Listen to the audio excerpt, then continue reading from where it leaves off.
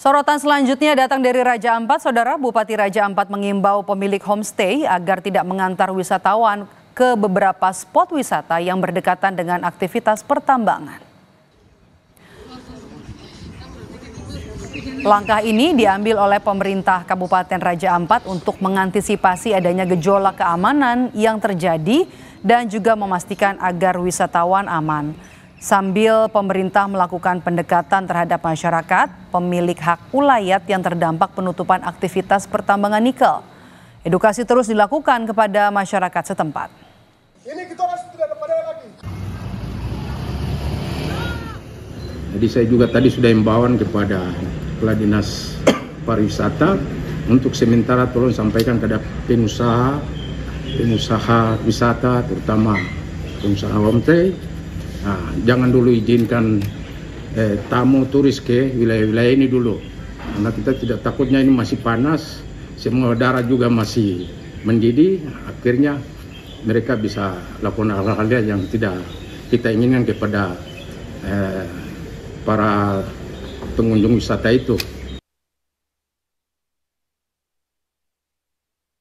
Hutan belantara yang dulu hijau lebat itu seketika gundul. Terbuka menganga di sana-sini. Cakar-cakar besi ekskavator dari luar pulau Raja Ampat datang menggali tanah dan batuan. Pantai Raja Ampat yang dulu jernih mulai keruh, mengancam biota laut dan terumbu karang, sumber kehidupan nelayan setempat. Nelayan di Raja Ampat bagian barat, kami menolak ekspansi tambang di Raja Ampat karena tidak membawa dampak positif dalam bentuk apapun bagi kami. Pasca merebaknya isu pertambangan di Raja Ampat, masyarakat meminta pemerintah mengkaji ulang kebijakan aktivitas pertambangan karena Raja Ampat merupakan daerah wisata. Warga bilang sejak informasi aktivitas tambang menyeruak, wisatawan yang datang mulai berkurang. Karena pemerintah pusat mengeluarkan izin dan segala sesuatu IUP yang ada sendiri turun dan meninjau perusahaan yang ada termasuk di GAK, KW, dan di Manuram. Jangan cuma bicara, baru tinjau ke lapangan. Apa situasinya dan apa resikonya, turun kembali. Yang intinya kan pariwisata. Gaung keresahan masyarakat semakin menggema hingga ke media sosial. Aktivis pemerhati lingkungan turut merespon dengan upayanya masing-masing dan semakin menyita perhatian publik. Bukan hanya soal mementingkan sektor pariwisata dan perekonomian masyarakat, tetapi soal kerusakan lingkungan yang diakibatkan aktivitas tambang itu sendiri. Raja Ampat adalah surga terumbu karang dunia.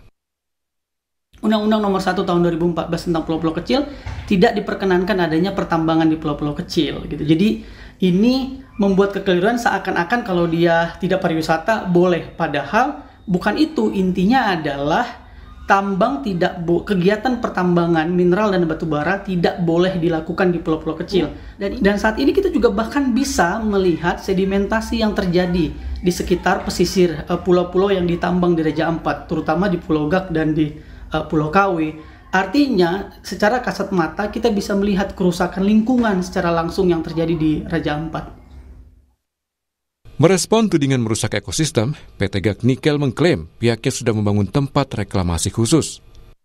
PLT Presiden Direktur PT GAK Nikel, Arya Arditya bilang, kegiatan di Pulau GAK Raja Ampat tidak hanya mengedepankan kepatuhan regulasi. PT GAK Nikel juga mengklaim memastikan jejak ekologis tambang diminimalisasi. Direktorat Tindak Pidana Tertentu Bareskrim Polri menyelidiki dugaan tindak pidana dalam aktivitas tambang nikel di Raja Ampat, Papua Barat Daya. Merespon penyelidikan Bareskrim Polri, Menteri Energi dan Sumber Daya Mineral Bahlil Lahadalia ingin persoalan tambang di Raja Ampat diselesaikan secara adat. Bahlil mengklaim pihaknya sudah mengirim tim lapangan untuk mengecek aktivitas tambang di sana.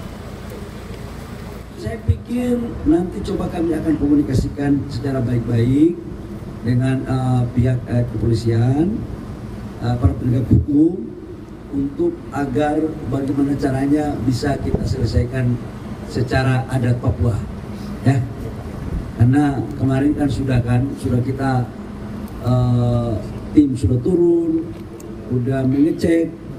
Saya pikir ini adalah bagian daripada respon pemerintah terhadap pikiran baik masyarakat, dan juga pemerintah memang sudah melakukan ini sejak bulan Januari karena sudah ada Perpres Satgas penataan lahan lingkungan dan termasuk tambang.